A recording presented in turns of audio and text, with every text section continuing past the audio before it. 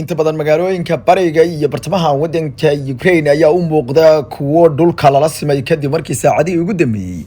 uu taliyaha howlgelinta cusub ee la wareegay dagaalka wadanka Ukraine ka dhanka ah uu qaaday weeraradii ugu baanaa.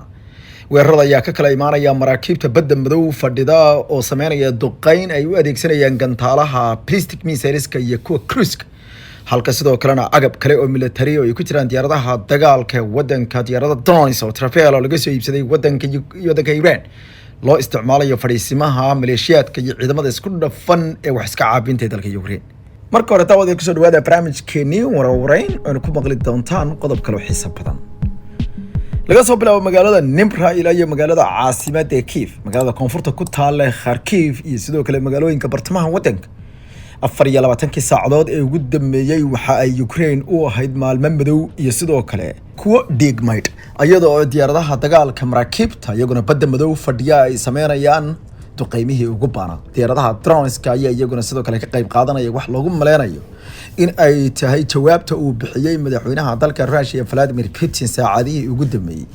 Mr. Putin ayaa goortii horeysay isbedel ku sameeyay hoggaanka militariga wadankiisa waxaana uu ugu yeeray in gebi ahaanba la isticmaalo awood xad dhaaf ah si loo naafeeyo gebi ahaanbana loo joojiyo qulqulka ayuu yidhi agabka military ee ka imaanaya dhinaca wadamada tadhahay ee reer galbeedka. wuxuuna goortii horeysay uu sheegay taliska ciidanka cusub ee halkaasi la wareegay in la sameeyo baabi in lagu sameeyo Ukraine. 14 qof oo shacab ayaa ku geeriyooday 100 ku dhawaad kalena way ku dhaawacmeen saacadihii ugu dambeeyay iyadoo goortii horeysay ay ciidamada wadanka Ruushku meydkooda ka tallaabsadeen boqolaal ka tirsan ciidanka wadankaasi Ukraine oo saacadihii ugu dambeeyay wajahaya dabyacro. wararku waxay sheegayeen in maalmo aad fool xun haatan ay u bilowdeen magaalada webiga ku taal Dnipro ama magaalada webiga uu maray ee Dnipro la yiraahdo ayaa waxaa la sheegay in ay si weyn u muuqdaan dhibaatooyinka dagaalada iyo duqeymaha ay sameeyeen. korontada ayaa ka go'an qaybo badan oo kamid ah magaalooyinka caanka ah ee wadanka ay ku jirto magaalada caasimadda kadib markii bartilmaameedku uu ahaa goobaha inta badan laga dhaliyo agabka korontada iyo xoogga ee sidoo kalena waxaa goorsii horeysay la adeegsaday diyaaradaha droneska kuwaas oo qaarkood isku qarxiyay goobo ay fadhiyeen ciidamada wadanka Ukraine ayaa wajahaysa colaadii iyo cadhadii ugu badneed ee madaxweynaha dalka Russia Vladimir Putin kaasoo ciidda kristaanka ee tadhigiska maalmihii ugu dambeeyay ay ka diiday in ay xogaha bajoojina.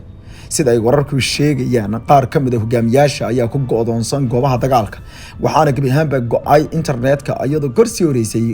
internetka Starlink oo caawinayay qaybo kamid ah wadanka Ukraine ay joojiyeen. sidoo kalena wararku waxay sheegayaan in xaaladdu ay sii xumaatay kadib markii ciidamada wadanka Russia ay awoodda dhinaca cirka xoogga saareen tiyo aad muuqatay inay xogaa joojiyeen awoodii qulqulka dhinaca dhulka oo khasaarahoodu kolkii uu batay ee kal rogo laba saar ka dhigeen.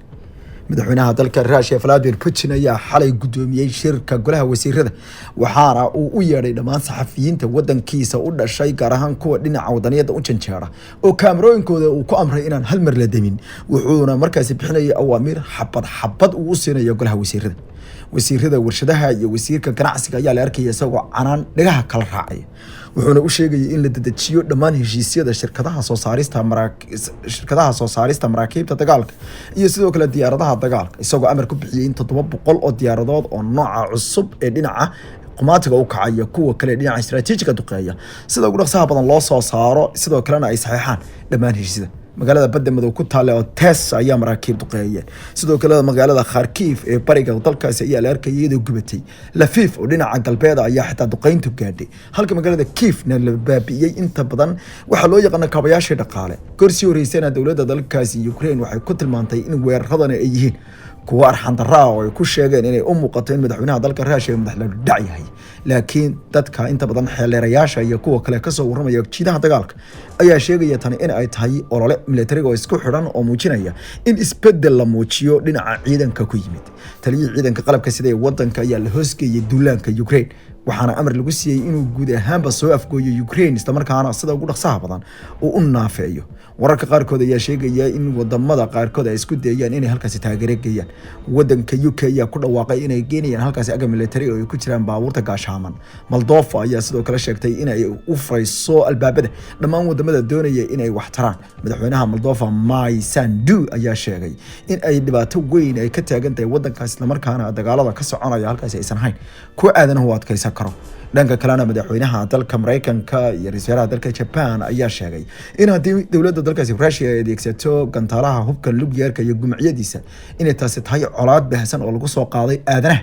si daraadeedna ay mahuraan noqonayso in la badbaadiyo gaaga ka hari doona dunida si kastaba ha noqotee madaxweynihii hore ee dalka Russia Mr. Medvedev ayaa isaguna uga digay wadamada Japan iyo wadanka Mareykanka inay isbihinbiyaan wuxuu ku tilmaamay hogaamiyaha dalka Jarman dabadhahley oo la jeedo nin iska daba socda wadanka Mareykanka wuxuuna ka digay in aysan wadankiisa isku dayin inay tijaabiyaan arinta ayaa u eg in haatan xaaladda sii xumaanayso isla markaana dagaalka wadanka Ukraine uu marba waji hor la yeelanayo xogayaha gaashaandhigga wadanka UK waxa uu sheegay in dowladda dalka Russia waxay sameynaysaa ay tahay adeegsiga awood xad dhaaf ah iyadoo Mareykan u muuqata inay muruqyadeeda ku kala bixinayso Ukraine magaalada iyadoon istaraatiijig ahayd ee Soldar ayaa la sheegay inay halkaasi ay gacanta ku dhigeen caloosha shaqastayaal gaaraya 10,000 oo ciidanka Wagner Group kadib markii la sheegay in halkaasi ahaayeen goobtii ay sida weyn ugu hilbadireen dagaalyahanada Ukraine inkastay jilibka aasteen isla markaana ciidda ku dhigeen waxay u muuqatay in la dul maray isla markaana loo adeegsaday baabuur gaashaaman oo taayirka qaarkood lagu laayay halka kuwa kalena loo isticmaalay awood xad dhaaf ah lama soo sheegin ilaa hadda wadanka Russia inay isticmaaleen kiimiko oo ay buufiyeen laakiin waxaa laga digayaa inay arintu u muuqato wax loogu yeeray masiibo aad weyn magaalada Soldar waxaa loo arkaa mid istaraatiiji u ah furitaanka ay furanayso dowladda dalkaasi Russia gabi ahaanba gobolada Luhansk iyo gobolka Donetsk wararku waxay sheegayaan in xaaladda halkaasi ka taagan ay tahay dagaal u muuqda barbilowgii maalmihii uu dagaalku sidoo kale u qarxay bishii Maarso horaanteedii sanadkii 2022 waxaana ay la sheegayaa in warwareynta reer galbeedku ay ka keenayaan goobaha dagaalka ay muujinayso in dowladda Russia u egtahay inay ka warhayso gabi ahaanba goobaha ay ku kaydsan yihiin sawaariikhda iyo agabka military ee wadamada reer galbeedku ay goorsii horeysay ku caawiyeen Ukraine dowladda dalka Russia madaxweynaheeda ayaa isticmaalaya awoodda loo yaqaan ka hortagga iyo baajinta agab kale oo military oo ka soo qulqulay dhinaca dalalka reer galbeedka waxaana arintani u ekaa kartaa inay dagaalku sii daba dheeraado iyo sidoo kale in la naafeeyo dhaqaalaha wadankaasi Russia dhaqaalaha wadankaasi Ukraine ilaa hadda lama soo sheegin wax wara oo ku aadan in la joojiyay ama la xidhay dekadii magaalada Odessa laakiin gabi ahaanba magaalada Odessa ayaa la sheegay inay korontadu ka go'an tahay kadib markay isticmaashay qaybo badan oo kamid ah ayaa la yiri dowladda dalka Russia inay burburiso una adeegsatay diyaaradaheeda dagaalka si warwareyntii ugu dambeysay waxay sheegaysaa in goobaha colaadda oo dhan ee wadanka Ukraine ay u eegyihiin kuwa isku darsaday dhiig iyo mugdi dalka Turkiga afyeenka madaxweynaha ahna la taliya arrimaha siyaasadda Ibrahim Kalin ayaa sheegay in madaxweyne Rajab Tayyip Erdogan uu la hadlay dhowr qof isla markaana uu haatan doonayo inuu ku cadaadiyo madaxweynaha dalka Russia iyo dhigiisa dalka Ukraine in la sameeyo xoga xabad joojina oo agaga ugu daran ee haatan dagaalku ka soconayso ama la siiyo in yar inay dadku ku neefsadaan waxa uu sheegay in qaar ka mid ah bulshada ku dhaqan goboladaasi haatan ay dowladda dalka Russia duqeynta baaxad leh u geysatay ay ka taagan yihiin nolol bini'aadanimada ugu darayd iyadoo qabow uu xun u jiro ayaa korontada oo ka maqan ay ka dhigan tahay dadku inay haysan wax ay kulaalaan iyo sidoo kale waxa isku diiriyaan isku soo wada duudu dagaalka ayaa weeg marka dambeysay mid waji aad u fudud si yeelanaya hanjabaadda ka timid Japan iyo dalka la yiraahdo Mareykanka waxay ka dhigan tahay in warwareyntoodii ugu dambeysay ay soo jeedinayso in dowladda dalka Russia ay doonayso inay isdaba raaciso Ukraine oo dhan dabadeedna ay isticmaasho hub nukliyeer walow aysan abad u keenin arrintaasi wax cadayna amaanal